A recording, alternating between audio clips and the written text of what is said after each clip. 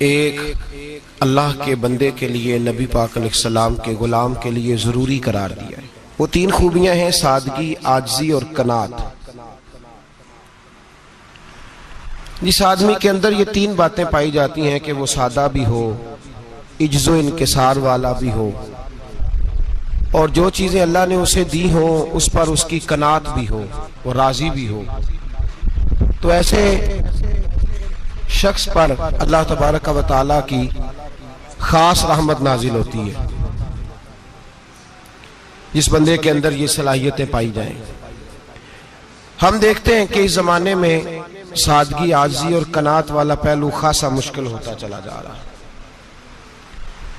کوئی بھی برادری ہو، کوئی بھی قبیلہ ہو، کوئی بھی علاقہ ہو، لوگوں کو اپنا آپ دکھانے کا بہت شوق ہوتا جا رہا ہے۔ میں بھی ہوں، مجھے بھی مانو، میری بھی سنو، اور میری بھی تعریف کرو، میری طرف بھی توجہ کرو، یہ ماحول بن گیا۔ اگر آپ سادگی والے نہیں ہوں گے تو پھر آپ نے کچھ چیزیں ادھار کی اوڑی ہوں گی جو اصل نہیں۔ سادگی جو ہوتی ہے وہ اصل ہوتی ہے، اصل روپ ہوتا ہے آدمی کا۔ اگر آپ کے اندر سادگی نہیں ہوگی تو پھر آپ نے کچھ چیزیں ایسی اپنے اوپر لاگو کر رکھی ہوں گی جو آپ کا اصل نہیں۔ تو جب آدمی اصل سے ہٹتا ہے تو بے سکون ہوتا ہے۔ اللہ تبارک و تعالیٰ نے منہ میں دانت بنائے ہیں تو یہ اصل ہے۔ ان کے اندر دھاگے کے برابر بھی کوئی چیز چلی جائے تو وہ بے چین کر دیتی ہے، چونکہ وہ اصل نہیں ہوتی۔ تو جب آپ سادگی میں رہیں گے تو اصل جگہ پہ رہیں گے، اصل جگہ پہ، پھر آپ تکلیف میں مبتلا نہیں ہوں۔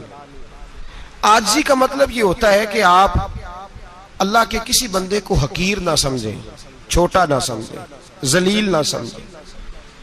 ایک ہوتی ہے احساس کمتری، کہ سمجھنا کہ میں مالی طور پہ میرے پلے کوئی شے نہیں ہے، دیکھو کتنا، یہ احساس کمتری ہے۔ عاجزی یہ ہوتی ہے کہ یہ نہ سمجھ لے بندہ کہ میرے اندر صلاحیت زیادہ ہے، یہ کمی ہے، یہ چھوٹا ہے، یہ نکما ہے، یہ بالکل گناہگار ہے، یہ تکبر ہے۔ عاجزی سے رہیں، اللہ کے ہر بندے کو اپنے سے افضل سمجھیں، عاجزی کے ساتھ رہیں۔ قناعت یہ ہے کہ آپ کو جو اللہ نے دیا ہے سمجھیں کہ میرا رب سب سے زیادہ میرے اوپر ہی مہربان ہے، اس نے جو مجھے دیا ہے وہ کسی اور کو نہیں دیا۔ یہ شکر کے طور پر، تکبر کے طور پہ یہ بھی نہیں۔ قناعت کریں۔ عاجزی جب آپ کے اندر ہوگی، سادگی ہوگی، تو زندگی اطمینان سے گزرے گی، سکون سے گزرے گی۔ اور عاجزی اور سادگی کا یہ والا ترجمہ نہیں کہ جس بندے نے میلے کپڑے ڈالے ہوں آپ سمجھیں کہ یہ بڑا سادہ آدمی ہے، جی ہفتہ آیا نہ آیا نہیں تو سادہ ہے۔ یہ سادگی نہیں ہوتی۔ نفاست تو حسن ہے اسلام کا۔ نبی پاک صلی اللہ علیہ وسلم نے ایک مالدار آدمی کو پھٹے پرانے کپڑے پہنے ہوئے دیکھا تھا تو حضور نے منع کیا تھا، فرمایا اگر اللہ نعمت دیتا ہے تو بندے پر اس کا اثر دیکھنا بھی پسند فرماتا ہے۔ اچھے کپڑے چھوڑ دیں تو آپ سادہ ہو گئے، یہ مطلب نہیں۔ بہت سارے غریب لوگ بھی سادے نہیں ہوتے، جو ہر وقت کہتا رہتا ہے میں کسی چودھری کو کچھ نہیں سمجھتا، تو وہ سادہ ہے۔ جو کہتا رہتا ہے کوئی نہیں میری نظر میں آپ بڑا سیانا ہوں، فلانا بندہ آیا تو میں نے لاجواب کر دیا، دو باتیں نہیں پھر وہ کر سکا آگے سے، تو آپ سادے؟ آپ تو بڑے مہان تیز آدمی ہیں بھائی، آپ تو اپنی کرامت سنا رہے ہیں۔ سادگی کا مطلب ہے بے تکلف زندگی، جس میں کوئی تکلف نہ پایا جائے، جو بندہ ہو وہی وہ بیان کرے، یہ سادگی ہے۔ یہ سادگی کے خلاف ہے کہ آپ جو نہیں ہے وہ آپ۔ میرا ایک تجربہ ہے، اس کو آپ قرآن و حدیث کا نچوڑ نہ سمجھیے گا، میری ذاتی بات ہے تو اس کو ذاتی رہنے دیجیے گا۔ کبھی کبھی میں پریشان ہوتا ہوں، آپ کسی کی دعوت کھانے جائیں نا، وہ عقیقے کی ہو، ولیمے کی ہو، کوئی بھی ہو، اچھا جب آپ کھا لیتے ہیں نا تو پھر وہ آدمی مطالبہ کرتا ہے کہ آپ اس کی تعریف کریں، پھر اس کا یہ مطالبہ ہوتا ہے۔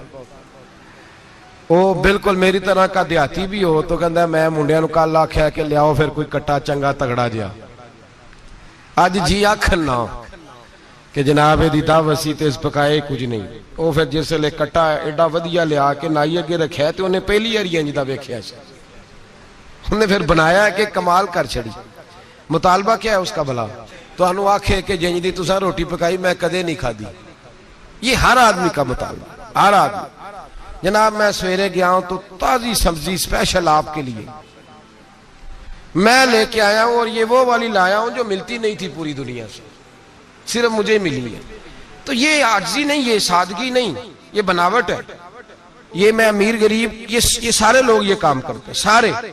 جو ہم نہیں وہ ہم بن کے دکھاتے ہیں, جو ہم ہیں نہیں وہ ہم بنتے ہیں. اس کا نقصان یہ ہوتا ہے کہ جب وہ چیز جو اصل نہیں ہوتی وہ آتی ہے تو تکلیف دیتی ہے. نبی پاک علیہ السلام کی زندگی سادی تھی. کس طرح کی سادی تھی؟ 2 جملے حضرت عبداللہ ابن عباس کے 2 جملے اور بات ختم کر دی. فرماتے ہیں میرے رسول پاک علیہ السلام کی زندگی سادی تھی. یہ کیسی سادی تھی؟ فرماتے ہیں جو ملتا تھا حضور پہن لیتے تھے, جو سامنے آتا تھا کھا لیتے تھے. کوئی تکلف نہیں کہ میں نے یہ نہیں کھانا, یہ کھانا ہے, یہ نہیں لینا, یہ لینا ہے. یہ مزاج نہیں, طبیعت نہیں. ہماری تو پسند ناپسند ہوتی ہے نا. حضور کو کدو زیادہ پسند تھا, یہ تو آپ کو حدیث میں ملے گا, یہ تو ملے گا. لیکن یہ نہیں ملے گا کہ نبی پاک صلی اللہ علیہ وسلم کو گندم ناپسند تھی, یہ نہیں ملے گا. آپ کو یہ تو ملے گا کہ رسول پاک کو دودھ زیادہ پسند تھا, یہ نہیں ملے گا کہ سادہ پانی ناپسند تھا. یہ تو آپ کو ملے گا کہ نبی کریم سید عالم صلی اللہ علیہ وسلم ضمیر پر سونے کو پسند کرتے تھے. یہ نہیں ملے گا کہ چارپائی پہ سونے کو ناپسند کرتے تھے. یعنی حضور کی زندگی سادی ہے, اس میں تکلف ہماری پسند ناپسند ہوتی ہے, اور جو شے ہمیں پسند نہیں وہ پھر ہے ہی نہیں صحیح, وہ غلط ہو گئی فوراً, وہ سرے سے اس کا کوئی اثر ہی نہیں رہا, وہ بالکل تباہ ہو گئی. میرے حبیب پاک سید عالم علیہ السلام نے سادی زندگی گزاری اور عاجزی والی زندگی گزاری. ہم لوگ عاجز نہیں ہوتے, عاجز نہیں ہو. اگر ہم لوگ عاجز ہو جائیں تو لڑائیاں ختم ہو جائیں. ہر خاندان میں ہر گھر میں لڑائی ہے, اس کا مطلب ہے کہ عاجزی, جہاں عاجزی ہوتی ہے وہاں لڑائی نہیں ہوتی, جھگڑا نہیں ہوتا.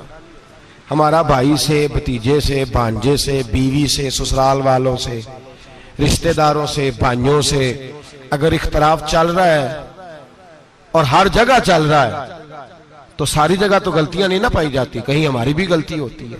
تو یہ جو اختلاف چل رہے ہیں اور صلح نہیں ہو رہی, اس کی وجہ یہ ہے کہ ہمارے اندر عاجزی انکساری ہو, تو پھر تو جھگڑا ہی کوئی نہیں. میرے نبی پاک علیہ السلام کی زندگی میں عاجزی ہے, انکساری ہے. اس لیے حضور نے کبھی لمبی چوڑی باتیں نہیں سنائی. صحابہ کہتے ہیں نبی پاک علیہ السلام تقریر چھوٹی کرتے تھے, نماز لمبی پڑھتے تھے. تقریر, نماز, ہماری باتیں لمبی اور نمازیں اللہ اکبر الٹ بالکل سلسلہ. نبی پاک علیہ السلام نے سادگی, عاجزی کو اپنایا.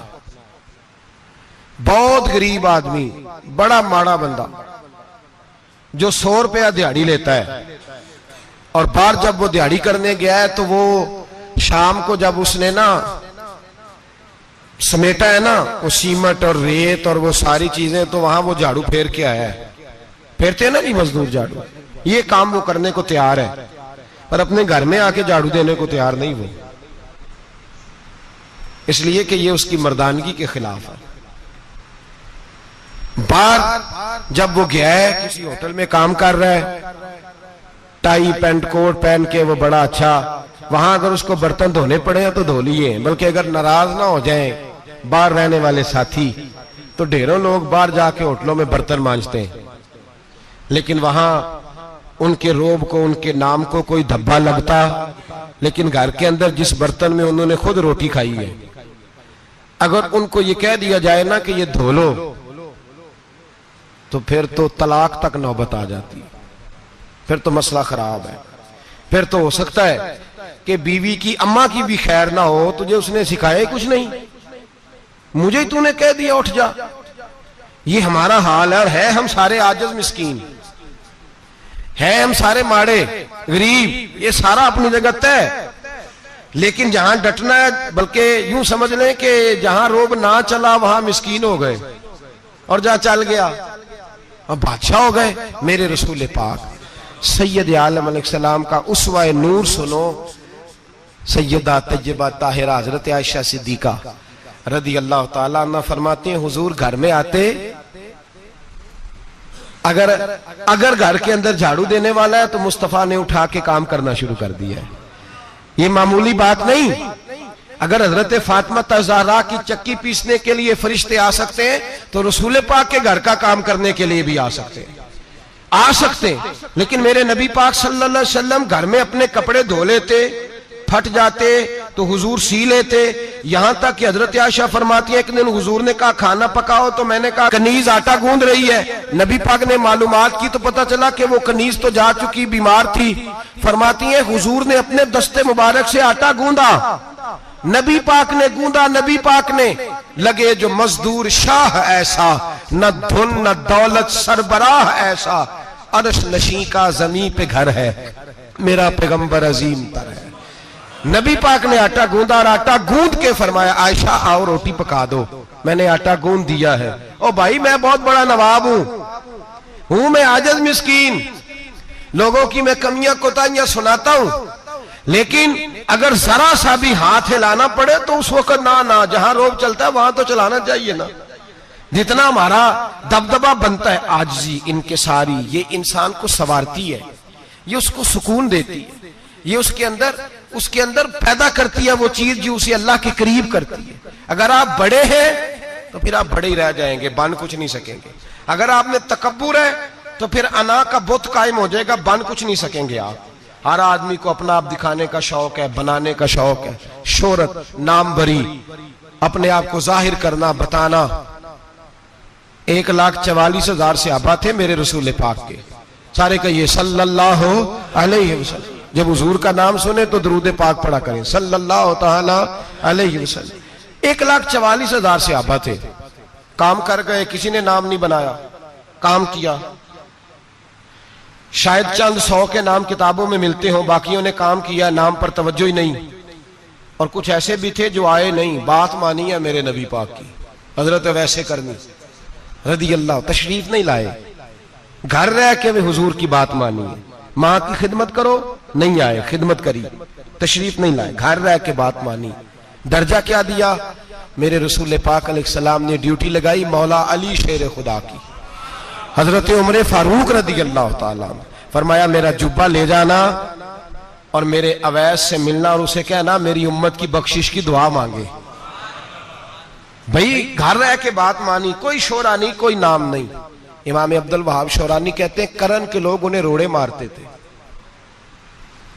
اور ان سے پوچھتے تھے تیرا نام کیا ہے, تو جناب ویسے کرنی فرماتے تھے اگر تو قیامت میں بخشا گیا تو نام بتا دوں گا, اور اگر وہیں اڑ گیا تو نام سے کیا رہ جائے گا, یہاں تو لکھا رہ جائے گا. اور پھر دعا مانگی, امام شورانی نے لکھا ہے دعا مانگی حضرت اویس کرنی نے, اے اللہ میں نے زندگی چھپ کے گزاری ہے, مجھے ظاہر نہ کرنا. میں سراپا مخزن راز تھا اور رہا تھا مدت و راز میں, یہ تو تیرا شوق دید کشاں کشاں مجھے کھینچ لایا مجاز میں. اے اللہ میں نے پردے میں وقت گزارا ہے, اللہ مسترنا بسترک الجمیل, اے اللہ بس مجھے پردوں میں رکھنا, پردوں میں. اٹھ بلیا چلو تھے بسیے جتھے بس دینی سارے اننے, نہ کوئی ساڈی ذات پچھانے نہ کوئی سانو مننے. اے اللہ مجھے پردہ دے, شہرت نہیں چاہیے, میرا نام نہ ہو, کوئی جانے کوئی پہچانے نہ, بس میں تیرا ہوں تو چھپ کے تیرے پاس آ جاؤ. امام فرماتے اللہ 70,000 فرشتے قیامت کے دن حضرت اویس کرنی کی شکل کے پیدا کرے گا اور ان فرشتوں کے اندر چھپا کے جناب اویس کو اپنی اور اپنے محبوب کی بارگاہ تک لے جائے گا, چونکہ وہ چھپے رہے. ضرورت نہیں. میں سراپا مخزن راز تھا, میں تو رہا تھا مدت و راز میں, یہ تو تیرا شوق دید کشاں کشاں مجھے کھینچ لایا مجاز میں. شوق نہیں, مجھے بھی پوچھ لو, میرا بھی نام لے لو. اب تو اس قدر زیادہ انا کا بت آ گیا, روٹی کھلاؤ, جس کو کھلائی اس کی فوٹو کھینچ کے فیس بک پہ دو, پانی پلایا تو پہلے اس کی فوٹو دے لو, اگر سلام لیا تو پہلے چھوڑ دو یار, بس کرو. یہ انا کے بت بنا لیا ہم لوگوں, کس چکر میں پڑ گئی ہے دنیا. ایک غریب کو 2 4 5 روپے کیا دے دیے, ایک آٹے کا تھیلے کا دے دیا, 4 اخباروں میں خبر دے دی, یہ عاجزی ہے, یہ طریقہ ہے. اب تو لوگ یہاں تک ریاکاری کرنے لگے, نماز پڑھنے کے لیے آتے ہیں تو پہلے فوٹو کھینچ کے آتے ہیں, جمعے کی تیاری کرتے ہوئے. بس کر دیں, بس کریں. کہیں رکیں، کسی جگہ سٹاپ کریں، اپنے اندر انکساری پیدا کریں. جو ختم ہو گیا وہ بچ گیا، جو اپنے آپ کو بناتا رہا وہ کبھی بن نہ سکا. بچا وہی جو رب کی بارگاہ میں مٹ گیا. ہماری تو عمر گزر گئی ہے اپنے آپ کو تعمیر کرتے، ساری زندگی گزر گئی. میرا بھی نام لو، 30 سال میں رہ کے آیا ہوں جی سعودی عرب کے فلانے محلے میں، کسی سے میرا نام پوچھو گے تو پہنچ جاؤ گے. کیا ہوتے تھے آپ وہاں؟ کیا نام پوچھیں؟ وہاں تو بادشاہوں کے نام اب کوئی نہیں لیتا. مٹ گئے، جو آئے تھے چلے گئے. گکھڑ آنا تو چوک سے کسی سے بھی پوچھ لینا میں بھی ہوتا ہوں. کیا ہوتے ہو؟ یہاں بڑے لوگ تھے جن کا توتی بچتا تھا، ختم ہو گئے. تو اور میں بھی جانے والے. اور زمانہ آئے گا، مٹنے کے لیے دنیا آئی ہے. اگر دنیا میں خود بخود اپنے آپ کو مٹا کے رکھو گے تو اللہ عزت عطا فرمائے گا. ہم تو اتنا کھڑے ہوئے ہیں کہ بہنوں سے، بھائیوں سے، سسرال سے، رشتہ داروں سے کٹ گئے ہیں بالکل، اس لیے کہ بت نہیں ٹوٹ رہا اندر کا. میرے نبی پاک سید عالم علیہ السلام کے غلام بڑا کچھ تھے، پر ان کی زبانوں پہ کبھی کچھ ہونے کا ذکر نہیں آیا. بڑا کچھ تھے، وہ بڑا کچھ تھے. حضرت ابو بکر صدیق رضی اللہ، بڑا کچھ تھے نا. کیا بات تھی. میرے مصطفیٰ کریم سید عالم صلی اللہ علیہ وسلم نے فرمایا ابو بکر میرا وہ خلیل ہے کہ دنیا میں بھی میرا سجن ہے، قیامت میں بھی میرا دوست ہوگا. دنیا اور آخرت میں وہی ابو بکر ہے. محلے میں 7 غریب بچیاں رہتی ہیں، وہ کہتی ہیں ہماری بکریاں، باپ فوت ہو گیا، بکریوں کا دودھ دھو دو. تو ابو بکر صدیق بکریوں کا دودھ دھونے چلے جاتے ہیں، ان کے گھر کا کام کاج کر کے آتے ہیں. سیدنا عمر فاروق، میرے نبی پاک علیہ السلام نے فرمایا فرشتے 950 سال میرے عمر کی شان بیان کریں تو ختم نہیں ہو سکتے. اتنا بڑا شخص عمر فاروق، اتنا بڑا آدمی. ایک دن اعلان کیا عمر فاروق نے، لوگوں مسجد میں آؤ، بات کرنی ہے. امیر المومنین کا پیغام ہے، سارے مسجد میں آ جائیں. کھچا کھچ مسجد نبوی صحابہ سے بھر گئی. اور ایسا جب اعلان ہوتا تھا تو صحابہ دوڑ کے آتے تھے. شاید کو جنگ ہے، شاید کسی نے حملہ کر دیا ہے، شاید کوئی نئی بات ہے. دوڑے آئے لوگ، مسجد نبی کھچا کھچ بھر گئی. سیدنا فاروق اعظم رضی اللہ تعالیٰ عنہ منبر پہ بیٹھے. حضرت عبد الرحمن ابن عوف رضی اللہ تعالیٰ عنہ فرماتے ہیں کہ صحابہ تجسس کے دیکھ رہے ہیں کہ پتہ نہیں کسی طرف سے پیغام نہیں آ گیا، کوئی کافر حملہ نہیں کرنے لگا، اللہ جانے کیا ہوا ہے. بڑی پریشانی ہے. عمر بیٹھے، اللہ کی حمد کی، نبی پاک صلی اللہ علیہ وسلم پر درود پڑھا، اور پھر عمر فاروق بولے، فرمانے لگے میں جب مکے میں رہتا تھا نا تو کبھی گھر میں قحط آ جاتا تھا، کبھی قحط آتا تھا گھر میں، بکریوں کے دودھ خشک ہو جاتے تھے، گندم نہیں ملتی تھی، پانی نہیں ہوتا تھا. تو فرمایا میری اماں مجھے خالہ کے گھر بھیج دیتی تھی. قبیلہ بنو مخزوم، اس قبیلے میں میری خالہ کی شادی ہوئی تھی تو وہ مالدار لوگ تھے، ان کے پاس زیادہ بکریاں، زیادہ اونٹ، زیادہ گائیں، زیادہ کھیت تھے. حضرت عمر فاروق فرمانے لگے میں ان کے گھر جاتا تو میرے خالو سمجھ جاتے کہ عمر کو اس لیے بھیجا گیا ہے کہ قحط آ گیا ہے. فرماتے ہیں وہ مجھے سویرے بکریاں چرانے لے جاتے، شام تک میں ان کی بکریاں چراتا. امیر المومنین عمر، ایک طرف مسئلہ یہ ہے کہ کیسر و کسرا کی دیواریں ہل رہی ہیں عمر کے نعروں سے، اور ادھر عمر منبر پہ بیٹھ کے خطبے دے رہے ہیں. فرماتے ہیں میں بکریاں چراتا، شام تک خالہ کے گھر جا کے مزدوری کرتا، اور فرماتے ہیں شام ہوتی تو ایک مٹھی کشمش مجھے دیتے وہ. آپ فرماتے ہیں میں بڑے قد والا تھا، ایک مٹھی کشمش ملتی ہے، کبھی ایک مٹھی کھجوریں، میں شام کو کھا کے سو جاتا. کئی مہینے یوں ہی گزرتے تو میری اماں کا پیغام آتا کہ حالات صحیح ہو گیا، میرے بیٹے کو بھیج دو. یہ بات کہی، حضرت عمر رونے لگے اور پھر کہنے لگے اب وہ وقت آیا ہے کہ لوگ مجھے امیر المومنین عمر کہہ کے پکارتے ہیں. بس یہ 2 باتیں کی. عمر نے کہا چلو ظہر کا وقت ہو گیا، اذان پڑھو، اٹھو نماز پڑھے. اٹھو، اذان ہوئی، اقامت ہوئی، جناب عمر نے نماز پڑھائی، لوگ چلے گئے تو سیدنا عبد الرحمن ابن عوف جرانہ تھا جناب عمر سے، بازو پکڑ کے کہنے لگے عمر سیاڑا بندہ یار تو یہ 2 باتیں سنانے کے لیے اتنا مجمع اکٹھا کیا تھا، یہ 2 باتیں کہنے کے لیے کہ میں خالہ کے گھر جا کے مزدوری کرتا تھا تو ایک مٹھی کشمش ملتی تھی، ایک مٹھی کھجوریں، یہ کہنے کے لیے کہ میں بکریاں چرایا کرتا تھا. تو حضرت عمر فاروق رضی اللہ تعالیٰ عنہ پھر روئے، پھر آنکھوں میں آنسو آئے. کہنے لگے عبد الرحمن آج نا مصر شام سے کچھ لوگ آئے تھے اور وہ بتا رہے تھے کہ عمر تیرا ڈنکا وہاں بھی بڑا بجتا ہے، وہ مجھے کہہ رہے تھے تیرے نام کے وہاں بھی بڑے دبدبے ہیں، بڑے تذکرے ہیں. تو میرا نفس مجھے کہہ رہا تھا عمر دیکھا تو یہاں بیٹھا ہے اور وہاں تیرے نام کا شور ہو رہا ہے، مجھے اس نے بڑا کیا ہے. تو میں نے آج مصطفیٰ کے سارے غلام کٹھے کر کے اپنی اوقات بتا دی ہے. میں نے اپنی اوقات بتائی ہے کہ میں کچھ نہیں، کوئی شے نہیں، کوئی چیز ہی نہیں. اسی کسے دے کچھ نہیں جے لگ دے، نہ کوئی ساڈا دردی. میں نے بتایا ہے کہ میں تو کسی کے بکریاں چرا کے ایک مٹھی کشمش لے کے گزارا کیا کرتا تھا. مجھے میرے کچھ ساتھی نا لے گئے گجرانوالا سردیوں کے موسم میں، مجھے کہنے لگے سویٹر پسند کر لیں اپنی مرضی کا. تو میں نے کہا یار مجھے تو وہی مزہ آتا ہے جو میری اماں کروشیے سے بنایا کرتی تھی. وہ پہلے ابا پہنتے تھے، پھر وہی سویٹر بڑا بھائی پہنتا تھا، پھر ہمارے کھاتے میں آ گیا. اور پھر اس کی تعریفیں ہوتی تھیں غربت چھپانے کے لیے، اس کی تعریفیں ہوتی تھی بڑی محنت سے بنا ہے جی، کیا بات ہے، بڑا گرم ہے. تو اب چھوٹے بھائی کو دے دیا جائے. ہم نے کہا وہی زمانہ دیکھا ہے، وہی رنگ دیکھا ہوا ہے اور اس پر فخر ہے. اب تو لوگ جب کچھ ہو جاتا ہے نا، 2-4 لوگ جاننے لگتے ہیں تو لوگ فٹافٹ دعویٰ کر دیتے ہیں خاندانی رئیس اعظم ہوں، بڑی بات ہے. ایسی کوئی بات نہیں. جس کو اپنا آپ یاد رہتا ہے اسے خدا بھی یاد رہتا ہے، جسے اپنا آپ یاد رہتا ہے اسے رسول اللہ بھی یاد رہتے ہیں، جسے اپنا آپ یاد رہتا ہے اس کی نظر میں دوسرے لوگ بھی کچھ ہوتے ہیں.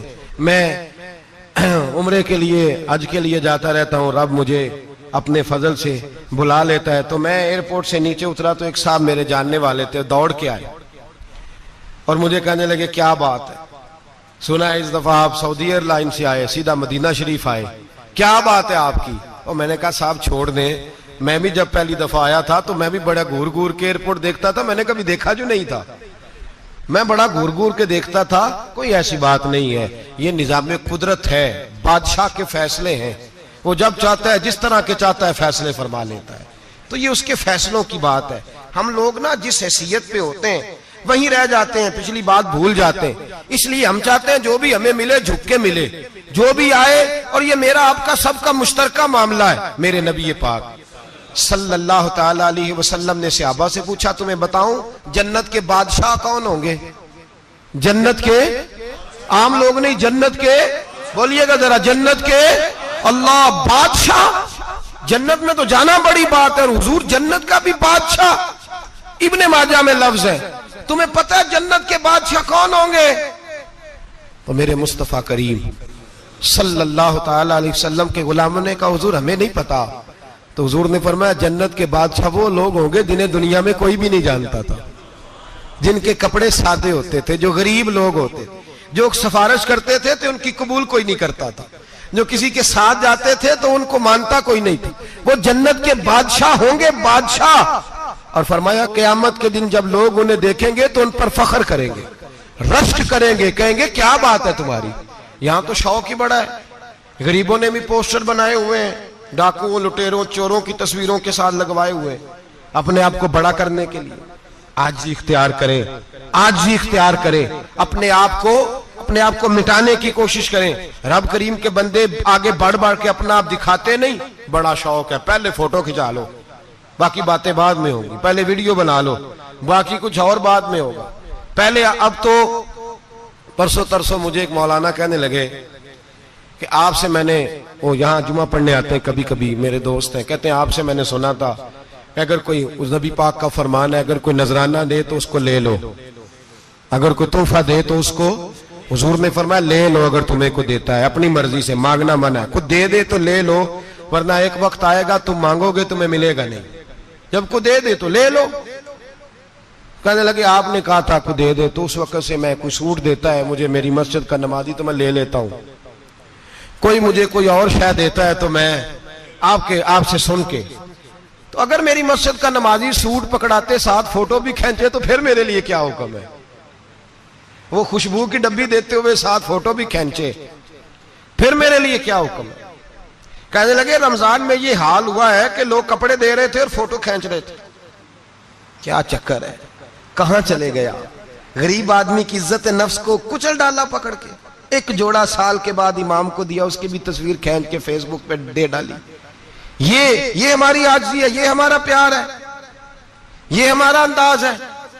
بھائی یہ ہم غلط رستے پہ، غلط ڈگر پہ چل نکلے، ہمیں واپس آنا پڑے گا۔ میرے نبی پاک علیہ السلام نے عاجزی کو پسند کیا۔ حضور شہرت سے، ناموری سے دور رہتے، نبی پاک علیہ السلام نے عاجزی، انکساری اور سادگی اور قناعت ان کو اپنا کے رکھا، سینے سے لگا کے۔ یہ نہیں کہ مال نہیں آیا، بحرین سے لاکھوں دینار آئے حضور کے زمانہ ظاہری میں، تبوک کے بعد فتوحات ہوئی تو لاکھوں دینار آئے، لیکن حضرت عائشہ کہتی ہیں ہمارے گھر میں 4 دن کے بعد ہی روٹی پکی ہے، ہم نے ایک وقت ہی کھانا کھایا، لاکھوں روپیہ آیا ہے پر ہمارے گھر کے اندر جو کھانا آیا ہے وہ سرکہ ہی آیا ہے۔ ہم نے رات اگر روٹی بچ گئی ہے تو سویرے اٹھ کے رات والی کھائی ہے۔ ہمارے گھر کے اندر وہی حالات رہے، اس لیے کہ میرے نبی پاک علیہ السلام نے فرمایا میں تمہاری دنیا سے حاصل کرنے نہیں آیا، میں تو مسافر کی طرح وقت گزارنے آیا۔ ہم زیادہ کے چکر میں نکلے تو بڑا کچھ کچل کے آ گئے، بڑا کچھ۔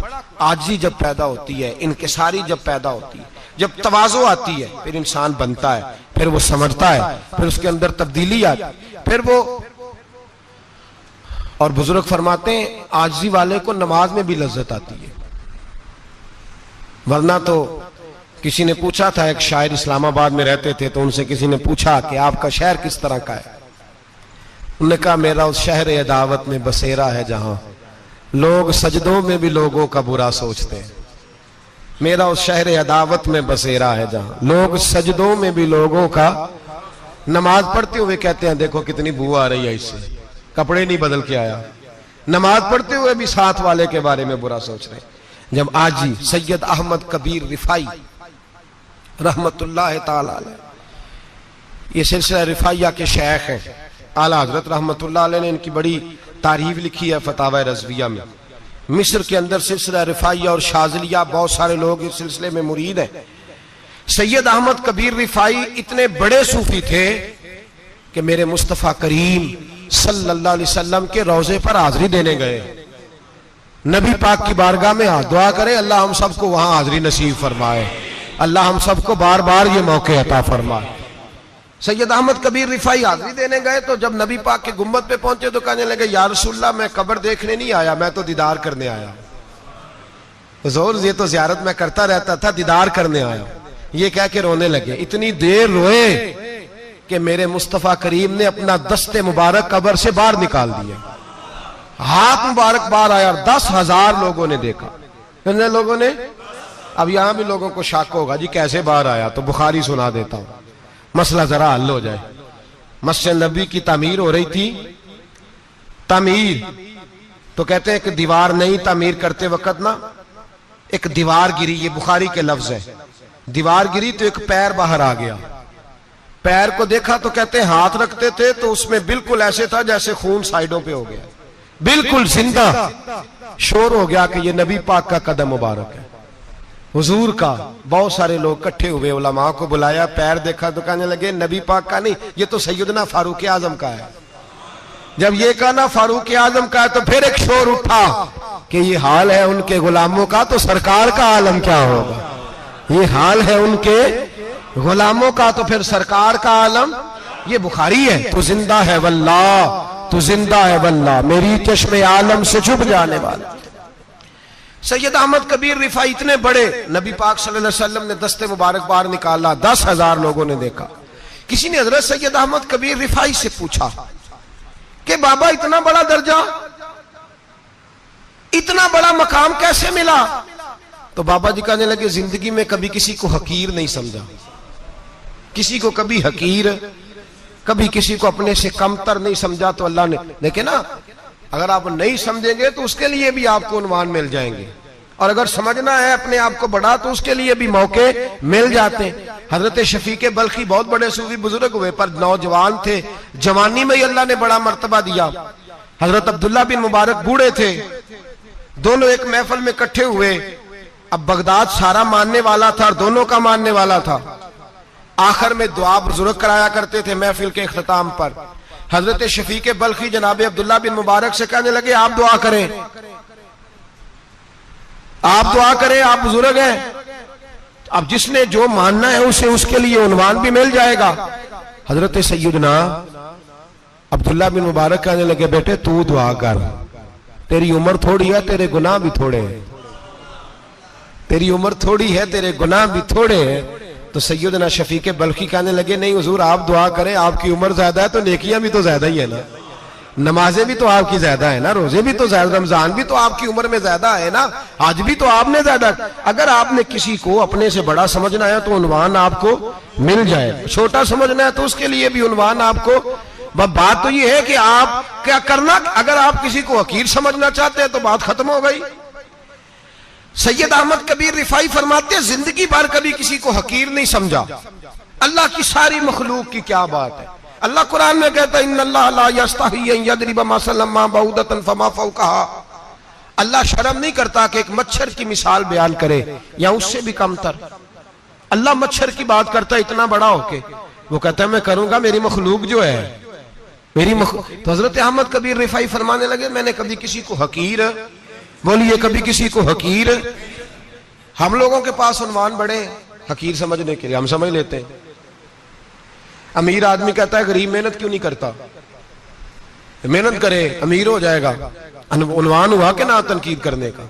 4 بچے ہیں کریں کمائی امیر ہو جائیں گے، اب وہ حقیر سمجھ رہا ہے غریب کو، غریب بھی امیر کو حقیر سمجھتا ہے، وہ بھی کہتا ہے جو اس نے کمایا سارا ہی حرام ہے، جائز 1 پیسہ نہیں، اس نے بھی حقیر سمجھ لیا، یعنی وہ یہ کہہ رہا ہے کہ میں حلال کھاتا ہوں، یہ امیر حرام کھاتے ہیں، تو بات ختم ہو گئی، اس نے بھی حقیر سمجھ لیا، اس نے بھی حقیر سمجھ لیا۔ اب عنوان ہی تھا نا، اگر عنوان بدل لیتے تو بات بن جاتی۔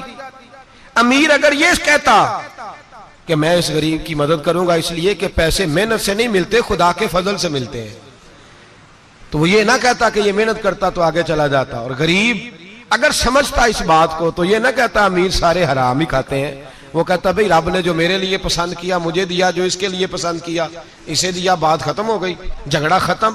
عنوان تو مل جائے گا آپ کو، مثبت بھی اور منفی بھی، تو اچھی بات نہیں کہ مثبت اختیار کریں۔ سید احمد کبیر رفاعی کہتے ہیں میں گزر رہا تھا، ایک دن میرے ساتھ ایسا ہوا کہ میں گزر رہا تھا کھیت کے اندر سے، ادھر بھی پانی تھا ادھر بھی پانی تھا، ہوتا ہے نا پانی پانی ہوتا ہے فصلوں میں کئی دفعہ، کب ہوتا ہے زیادہ پانی؟ نہیں جدو کدو کرید ہے جی، اور جب کدو کرتے ہیں نا تو دونوں جانب پانی بھرا ہوتا ہے نا جی، وہ ٹریکٹر بھی پانی میں چلتا ہے، میں پینڈو ہوں نا مجھے زیادہ پتا ہے کیا حالات ہوتے ہیں، تو وہ ادھر بھی پانی ادھر بھی پانی، تو درمیان میں سے وہ منڈیر ہوتی ہے چھوٹی سی، واٹا کھیدا ہے اپنی زبان ہے، تو کہتے ادھر بھی پانی تھا ادھر بھی پانی تھا۔ سید احمد کبیر رفاعی کہتے ہیں میں گزر رہا تھا، عصر کی نماز کا ٹائم ہو گیا، میں جلدی جلدی جا رہا، سامنے سے کتا آ گیا۔ انسان اشرف المخلوقات ہے، لیکن وہ اللہ کا شکر کرے گا کہ اس نے مجھے اشرف بنایا ہے، یہ نہیں کہہ سکتا کہ یہ مخلوق حقیر ہے یہ بری ہے، یہ نہیں کہہ سکتا، شکر کرے کہ مجھے اللہ نے اشرف سید احمد کبیر رفاعی کہتے ہیں کتا آ گیا سامنے سے، اب کتا آیا تو مجھے جلدی تھی، کتا بھی بھیگا ہوا تھا، اب میرا دل کرے کہ کتا نیچے اترے تو میں گزروں، کتا کھڑا ہے کہ یہ سائیڈ پہ ہو تو میں گزروں، کہتے ہیں دیر ہو گئی، تو مجھے ڈر لگتا تھا، میں نے کبھی کتے کو بھی نہیں جھڑکا تھا، کبھی کتے کو بھی، اپنی اتنی حیثیت ہی نہیں، جھڑکا ہی نہیں کبھی کسی کو۔ آپ فرماتے ہیں دیر ہو گئی تو میں نے کہا یا اللہ، حضرت سید احمد کبیر کہتے ہیں میں نے کہا یا اللہ اس کتے کو زبان ہی دے دے، میں اسے کچھ سمجھا ہی دوں، اسے زبان ہی دے دے، تو قادر مطلق ہے، اسے زبان دے دی۔ تو میں نے کتے سے کہا نیچے اتر جا، میں نے نماز پڑھنی ہے، تو کہنے لگا بابا جی آپ اتر جائیں، آپ اتر جائیں، آپ اتر جائیں، میں کیوں اتروں؟ تو سید احمد کبیر رفاعی کہتے ہیں میں نے اس سے کہا کہ بات یہ ہے کہ میرے اوپر نماز فرض ہے، تیرے اوپر فرض نہیں، تو میں نے نماز پڑھنی ہے، اگر میں کھیت میں اتر گیا تو کیچڑ ہے، میرے کپڑوں کو مٹی لگ جائے گی، پتہ نہیں پانی پاک ہے کہ ناپاک ہے، تو تو اتر جا، تیرے اوپر نماز نہیں فرض، تو مجھے جانے دے۔ تو سید احمد کبیر رفاعی کہتے ہیں اس نے ایسی بات کی کہ میرے اوپر وجد طاری ہو گیا، کتے نے بات کی تو میں کانپنے لگا، راتی جاگے شیخ صداویں، راتی جاگ دے کتے تیتھوں اتے، مالک دا در مول نہ چھڑ دے، پاویں مارو 100 جتے تیتھوں اتے، او ایک برکی دا قدر پچھانن، پاویں مالک ہو من ستے تیتھوں اتے، रुखा सुखा खा दिने जा रुखा विच सुते ते तैथों उत्ते उठ बुलिया चल यार मना लै नहीं ते बाजी लै गए नहीं कुत्ते उठ बुलिया चल यार मना लै नहीं ते बाजी लै गए कुत्ते ते तैथों उत्ते सैयद अहमद कबीर रिफाई कहते हैं वो मुझे कहने लगा आप उतर जाए तो मैंने कहा भाई मेरे ऊपर नमाज फर्ज है तेरे ऊपर फर्ज नहीं तू उतर जा मेरे कपड़े आलूदा हो जाएंगे तो क्या करूंगा तो कहते हैं उसने बात की तो मैं घबरा गया और छलांग लगा के मैं खेत में उतर गया मुझे कहने लगा बाबा जी कपड़े अगर आपके कीचड़ से आलूदा हो गए तो पानी से साफ हो जाएंगे और अगर मुझे हकीर जान के आपका दिल आलूदा हो गया तो 7 समुद्रों से भी साफ नहीं होगा कपड़े पानी से धुल जाएंगे और दिल अगर तकब्बुर से आलूदा हुआ तो 7 समुद्रों से भी सही हो सकता ना ना ना हकीर नहीं जानना ना मौलवी को ना सूफी को ना दरवेश को ना खेत में काम करने वाले को ना पट्टे पे मजदूरी करने वाले को ना गाड़ी का शीशा साफ करने वाले को ना तेल डालने वाले को ना किसी को हकीर ना जान ना किसी के हाल पे तंज कर ना किसी के गम का मजाक उड़ा वो जिसे चाहे जैसा नवाज दे ये मिजाज लुत्फ रसूल है ना कोई आया लेके चला गया कोई उम्र भर भी ना पा सका मेरे मौला तुझसे गिला नहीं ये तो अपना अपना नसीब है भाई हकीर नहीं जानना सैयद अहमद कबीर रिफाई फरमाते हैं वो कुत्ता तो गुजर गया मैं दौड़ा घर गया जाके मैंने गुस्ल किया कपड़े बदले फरमाते हैं पहले भी मैं असर पढ़ता था पर आज जब नमाज पढ़ी तो बड़ा ही मजा आया मैं सर सजदे में रखूं मेरा उठाने को जी ही ना चाहे मैं रुकू में जाऊं तो मेरा सर उठाने को दिल ही ना चाहे मेरा दिल करे आज मगरिब लेट हो जाए आज सूरज देर से गुरूब हो मैं आज सारा दिन असर ही पढ़ता रहूं भाई जब तू आजिज़ी वाली पढ़ता है जब तू इनकिसारी वाली पढ़ता है जब तू हजरत सैयदना मुआविया बिन खुतैज रदिया एक हजरत मुआविया बिन सुफियान है एक मुआविया बिन खुतैज सहाबी हैं वो कहते हैं मैं जंग फतह करके आया तो सख्त गर्मी का मौसम था मुझे पता था कि उमर फारूक दोपहर को आराम कर रहे होंगे आप फरमाते मैं मस्जिद नबी में बैठ गया एक बच्ची जनाब उमर के घर से निकली तो मुझे कहने लगी मुआविया आपका नाम है मैंने कहा हाँ अंदर जाके जनाब उमर को बताया तो उमर दौड़े आए और जब आए तो सर पे टोपी कोई नहीं पैरों में जूता कोई नहीं कहने लगे मैं तेरा इंतजार कर रहा था आज मुझे उम्मीद थी तू आएगा तूने बताया क्यों नहीं तो मैंने कहा हुजूर मुझे पता है रात सारी आप चेहरे पे कपड़ा डाल के मदीने की गलियों में रहते हैं तो दोपहर को आप आराम करते होंगे इसलिए मैंने कोशिश की कि आपको बेदार ना करूं आप आराम कर रहे होंगे इसलिए ये मैंने कोशिश की कि मैं बैठता हूं मस्जिद में आराम करता हूं जब आप आएंगे तो देखी जाएगी हजरत उमर फारूक ने जलाल किया फरमाया तू मुझे गाफिल समझता है कि मैं सो जाऊंगा और आप फरमाने लगे मैं कौम का खादिम हूं जिसकी इतनी ज्यादा रियाया हो वो सो जाए चुप करके मैंने जवाब नहीं देना अल्लाह की बारगाह में फरमाया मेरे अमीरों की तरह सोने जागने के वक्त मुकर्रर नहीं मैं कौम का खादिम हूं जिस वक्त भी आया करो मुझे जगा लिया करो मुझे कब्र में जाके खुदा को भी जवाब देना है मोहम्मद मुस्तफा को भी जवाब देना है मेरे भाई याद रखे जब ये चीजें पैदा और फिर हमने इन तकल्लुफात में मैंने कई दफा ये बात बयान की है अब तो लोग रिश्ते करते हैं तो डीसी कॉलोनी में किराए का मकान खरीदते हैं 2-4 गैरों की गाड़ियां मंगा के दरवाजे के आगे खड़ा करते हैं रिश्ता हो जाता है बड़ा घर देख के और जब शादी के चौथे दिन पता चलता है कि ये किराए का मकान था तो रिश्ते मकानों पे कायम नहीं होते एतबार पे कायम होते हैं वो एतबार टूटता है तो जिंदगी भर कायम नहीं होता दोबारा जो आप हैं आप वही रहें जो आप नहीं है वो कभी बनने की कोशिश ना करें और मेरे अजीज ये भी याद रखें आजिज़ी आपको सवार देगी और वैसे भी हम अल्लाह के हुजूर जाने वाले अगर पर्दों में छुप के चले जाएंगे तो बच जाएंगे और अगर हम अपना आप दिखाते ही रहें सारी जिंदगी इसी चक्कर में रहें कि मुझे भी पूछो मुझसे भी मुशावरत करो मेरी भी बात सुनो तो ये अना की दौड़ तो खत्म ही नहीं होती हिर्स सिर्फ पैसे की नहीं होती हिर्स हवस शोहरत की भी होती है और नबी पाक सल्लल्लाहु अलैहि वसल्लम ने इसको भी बयान फरमाया है कि ये जो तेरे अंदर चीज पैदा होती है ना मैं जाना जाऊं पहचाना जाऊं इससे भी अपने आप को बचा सहाबा के बाद जिस शख्स की खिलाफत सबसे मजबूत हुई वो हजरत उमर बिन अब्दुल अजीज थे इतनी बेहतरीन खिलाफत की कि लोगों को हजरत उमर का जमाना याद आ गया हजरत उमर बिन अब्दुल अजीज عراق میں رہنے والی ایک عورت تھی. اس عورت کا خامد فوت ہو گیا تو 5 بچیاں یتیم تھی. وہ عراق سے چلی اور جناب عمر بن عبدالعزیز کے پاس آئی کہ آپ میری بچیوں کا وظیفہ لگا دیں. وہ کہتی ہے جب میں پہنچی نا یہاں تو اب تو استقبال آنا جانا بڑے معاملات ہیں. اب تو بچی کی بارات آئے اور 5 7 10 20 لوگ دروازے پہ کھڑے نہ ہوں تو بارات ناراض ہو جاتی ہے. کہتے ہمارا استقبال ہی کسی نے نہیں کیا.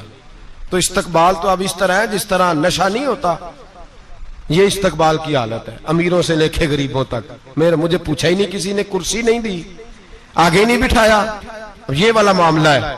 اور میں میری طرح کے لوگ نیک لوگوں کی بات نہیں کرتا. اب تو ہم دیکھتے ہیں فلاں مولانا کا استقبال ہو رہا ہے, فلاں کے لیے لوگ کھڑے ہو رہے ہیں, نعرے لگ رہے ہیں. اور اب تو میں دیکھتا ہوں ایسے ایسے ہاتھ لہراتے ہیں صوفی اور درویش کہلانے والے, جیسے سیاسی لیڈر لہرایا کرتے. یہ کیا طریقہ ہوا؟ یہ کون سا طرز زندگی؟ میرے نبی پاک صلی اللہ علیہ وسلم نے فرمایا جو خواہش کرے کہ میں آؤں اور لوگ کھڑے ہوں وہ تو جہنمی ہے, تو دوزخی ہے. سارے وہی طریقے ہم اختیار کرتے جا رہے ہیں, وہی پروٹوکول ہے ہر جگہ. وہ لوگ جن کے دروازے کھلے ہونے چاہیے تھے وہاں بھی ہر وقت کے لیے معاملات طے ہو گئے. یاد رکھیں میرے نبی پاک علیہ الصلوۃ والسلام نے جو تعلیمات دی, حضرت عمر بن عبدالعزیز رحمت اللہ تعالی علیہ. عورت کہتی ہے میں پہنچ گئی, میں نے لوگوں سے پوچھا گھر کہاں ہے, تو کہا وہ جہاں بوری لٹک رہی ہے نا باہر ٹاٹ کا پردہ لگا ہوا ہے وہ حضرت عمر بن عبدالعزیز کا گھر ہے. کہتی ہے میں دروازے پہ دستک دی, ایک عورت نے دروازہ کھولا تو مجھے بی بی جان کے اندر بلایا. تو ان کے گھر کے اندر جب میں داخل ہوئی تو بڑا سارا سین تھا, ایک جانب کنواں لگا تھا, ایک طرف ایک بڑا درخت تھا, اور ایک چھوٹا سا بنائی ہوئی تھی جگہ برتن دھونے کے لیے, اور بی بی نا برتنوں کو مٹی لگا کے صابن لگا کے بیٹھی ہوئی تھی, کام کر رہی تھی وہ عورت. مجھے اس نے درخت کے نیچے بٹھایا, پانی پلایا. کیسے آئی ہو؟ میں نے کہا امیر المومنین سے ملنا ہے. کہنے لگی بیٹھو تھوڑی دیر میں آ جاتے. کہتی تھوڑی, میں نے سمجھا گھر کی کوئی ملازمہ ہے, میں بیٹھ گئی. تھوڑی دیر گزری, پھر دستک ہوئی, اس بی بی نے اٹھ کے دروازہ کھولا. تو جب وہ شخص اندر آئے تو کہنے لگی بڑی دیر سے برتنوں کو صابن لگا کے بیٹھی ہوں, کہاں رہ گئے تھے؟ کہتی ہیں وہ صاحب کہنے لگے بس ذرا مصروف ہو گیا تھا. دوڑے گئے, کنویں سے پانی نکالا, بی بی کو دیا, اس نے برتن دھوئے. کہتی ہے پھر تھوڑا سا سرکہ اور ایک رات کی روٹی وہ لائی, اس شخص نے کھائی. میں نے کہا کہ یہ دونوں گھر کے ملازم ہیں, میاں بیوی کام کرتے ہیں. جب وہ کھانا کھا چکے تو وہ عورت میرے پاس آئی, کہنے لگی اٹھ کے مل لو امیر المومنین سے. میں نے کہا کون امیر المومنین؟ تو کہنے لگی کب سے تو آئے ہیں, یہ جس نے کنویں سے پانی نکالا یہی مسلمانوں کا امیر ہے, اور یہ جس نے درخت کے نیچے بیٹھ کے سرکے سے روٹی کھائی ہے یہی. یہ فرشتوں کی داستان نہیں, یہ وہ لوگ ہیں. میں رات کو بھی کہہ رہا تھا ایک جگہ پہ کہ یہ لوگ جو ہے نا جن کا آپ روز شکوہ کرتے ہیں حکومتیں بڑی خراب ہیں, یہ کوئی نہیں خراب, بالکل خراب نہیں. جتنے سیاسی لیڈر ہیں سارے صحیح ہیں.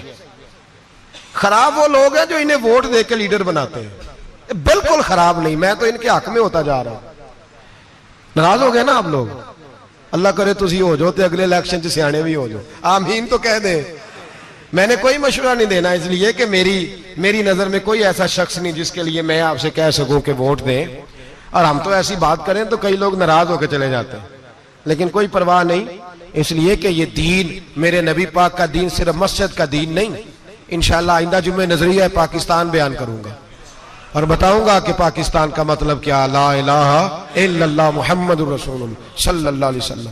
حضور کا جو قرآن نافذ ہوگا مسجد میں, وہ قرآن کچہری میں بھی نافذ ہوگا انشاءاللہ. اور وہ قرآن نافذ ہونے آیا ہے, اسمبلیوں میں وہی قرآن نافذ ہوگا انشاءاللہ. اور یہی چراغ جلے گا تو روشنی ہوگی. بیان کریں گے اور ڈٹ کے بیان کریں گے, آپ کو بتائیں گے. بات جو بات سمجھا رہا ہوں فی الوقت وہ سمجھے, مجرم وہ نہیں جو بڑا بن کے لوٹتا ہے, مجرم وہ ہے جو اس کو سپورٹ کرتا ہے, جس نے اسے بڑا بنایا ہے. یہ یاد رکھ لیں, ہماری کوئی بچت نہیں ہوگی, ہم سے پوچھا جائے گا. ہم سارے کچہری میں کھڑے ہوں گے, اللہ سوال کرے گا کہ تم بتاؤ تم ان کے مددگار کیوں بنے تھے, تم سپورٹ کیوں کرتے تھے, یہ پوچھا جائے گا اور ہم نے جواب دینا ہے.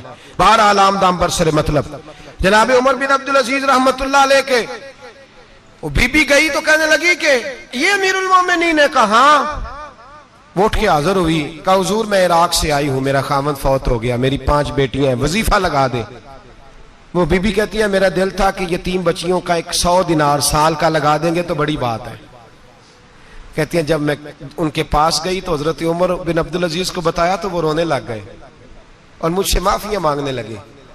میں نے کہا حضور آپ کیوں معافی مانگتے ہیں؟ تو کہنے لگے اس لیے معافی مانگ رہا ہوں کہ تو میری رعایا میں تھی اور تیری 5 بچیاں یتیم تھی, تجھے خود چل کے آنا پڑا ہے. میرا کام تھا تیری خبر لیتا, معاف کر دے اللہ کی رضا کے لیے. انہوں نے وظیفہ لکھنا شروع کیا تو میری ایک بچی کا 1000 دینار سال کا لکھا. میں نے کہا اللہ تیرا شکر ہے. پھر دوسری بچی کا 1000 لکھا تو میں نے کہا اللہ تیرا شکر ہے. تیسری کا 1000, چوتھی میں نے کہا شکر ہے. جب چوتھی کا لکھا تو میں نے کہا اللہ آپ کا اقبال بلند کرے, اللہ آپ کو ہمیشہ اسی طرح پھلتا پھولتا رکھے. کہتے ہیں جناب عمر بن عبدالعزیز نے قلم رکھ دیا, فرمانے لگے میں 5ویں کا وظیفہ نہیں لکھوں گا, 4 بہنوں سے کہنا بانٹ کے اسے بھی دے دیں. کہا حضور کیوں؟ آپ فرمانے لگے جب تک تو اللہ کا شکر ادا کر رہی تھی میں بھی رب سے جڑا ہوا تھا اور اللہ سے ڈر کے لکھ رہا تھا. اب تو نے میری تعریف کی ہے, اب میری ذات آ گئی ہے, اب میں اگر یہ وظیفہ لکھوں گا تو اس سے اللہ راضی نہیں ہوگا, اس سے میرے نفس میں ریا پیدا ہوگی. اب میں 5ویں کا نہیں لکھوں گا, جا اور جا کے عراق کے گورنر کو دے. بی بی کہتی ہے میں گھوڑے پہ بیٹھی اور میں چند دنوں کے بعد عراق پہنچی. جب سویرے آ کے میں نے والی عراق کو رکا دیا تو وہ چیخ مار کے رویا. میں نے کہا کیا ہوا؟ تو کہنے لگا بی بی آج رات کو حضرت عمر بن عبدالعزیز کا انتقال ہو گیا, فوت ہو گئے. تو انتقال کر گئے. کہتی میں بھی تڑپ کے روئی. میں نے کہا میری یتیم بچیوں کا کیا بنے گا؟ تو وہ گورنر کہنے لگا تیرے وظیفے جاری رہیں گے, تجھے ملتے رہیں گے. تو کہنے لگی کیسے؟ کہنے لگا میں اگر تو گورنر رہا تو تیرا وظیفہ جاری رہے گا, اور اگر گورنری سے اتر بھی گیا تو میں ذاتی طور پہ مالدار ہوں, پھر بھی تیری بچیوں کے ماہانہ پیسے پہنچتے رہیں گے. میں نے کہا تو کیوں دے گا؟ کہتی وہ رو پڑا. کہنے لگا اگر امیر حضرت عمر بن عبدالعزیز جیسے ہوں تو پھر اللہ گورنروں کے دلوں میں بھی رحم ڈال دیا کرتا ہے, پھر میرے جیسے لوگوں کو بھی وہ بدل دیتا ہے. حضرت عمر بن عبدالعزیز گھر آئے, 3 بیٹیاں تھیں. ایک کو آواز دی وہ آئی تو اس نے منہ پہ ہاتھ رکھا ہے, دوسری کو آواز دی وہ آئی تو منہ پہ ہاتھ رکھا ہے, تیسری کو آواز دی تو منہ پہ ہاتھ رکھا ہے. آپ نے اپنی بیوی سے کہا کہ یہ بچیاں منہ پہ ہاتھ کیوں تینوں نے رکھا ہوا, کیا بات ہے؟ تو بی بی رو پڑی, کہنے لگی 4 دن ہو گئے میری بیٹیاں پیار سے روٹی کھا رہی ہیں, 4 دن ہو گئے. ان کے منہ سے بدبو آتی ہے اس لیے وہ آپ کے سامنے آتی ہیں تو منہ پہ ہاتھ رکھ لیتی ہیں 4 دنوں سے. بی بی رو رہی ہے. حضرت عمر جلال میں آ گئے. آپ فرمانے لگے تو یہ رو رہی ہے, تو روئی ہے, تو نے میرے گھر میں رہ کے اللہ کی ناشکری کی ہے, تو شکر ادا نہیں کرتی کہ 3 وقت پیاز اور روٹی تجھے گھر کی 4 دیواری کے اندر مل جاتا. رو رہی ہے, اور میں آ میرے ساتھ باہر نکل, تجھے وہ لوگ دکھاؤں جو جھونپڑیوں میں رہتے ہیں اور مانگ کے کھاتے ہیں. آ تجھے دکھاؤں. اتنی ناشکری کہ گھر کے اندر پیاز پہنچ رہا ہے, روٹی پہنچ رہی ہے, اور تو کہتی ہے میری بیٹیاں پیاز سے کھاتی ہیں, شکر کر فاقے نہیں کاٹنے پڑے. پھر اگلے لفظ کہے تو رو پڑے. فرمانے لگے میں نے تو مصطفیٰ کے وہ حالات بھی سنے ہیں جس میں کئی دن بی بی فاطمہ نے فاقے کیے. تو گھر کے اندر پیاز پہنچ رہا ہے, تو ابھی بھی سادگی, عاجزی اور قناعت نعمت تھی ان لوگوں کی. ہمارے ہاں روز شکوا ہے, کس بات کا؟ گاڑی کوئی نہیں. روز رونا ہے, کس بات کا؟ بنگلہ کوئی نہیں. روز رونا ہے, کس بات کا؟ بینک بیلنس کوئی نہیں. 10 جوڑے کیوں نہیں عید پہ آئے؟ اور یہ صرف عورتوں کا مسئلہ نہیں, ہمارے اندر بھی یہ بات بدرجہ اولا. ہم روز اپنے آپ کو مسکین کہتے ہیں, غریب کہتے ہیں, لاچار کہتے ہیں, مجبور کہتے ہیں. کبھی دیکھو وہ جو جھونپڑیوں میں رہتے ہیں. بے بول دے دی تینو خبر نہ جڑا نت تیرے وچ بولدا اے, پلا بار پھرے ٹولے آپ اس نو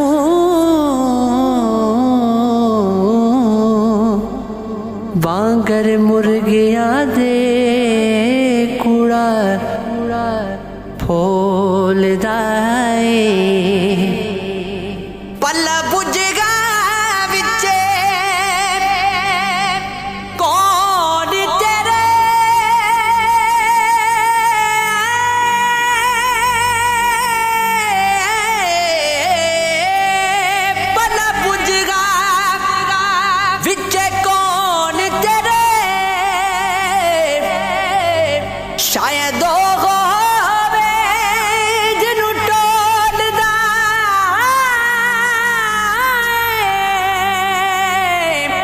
بلے شاہ جدا نہیں رب تیتھوں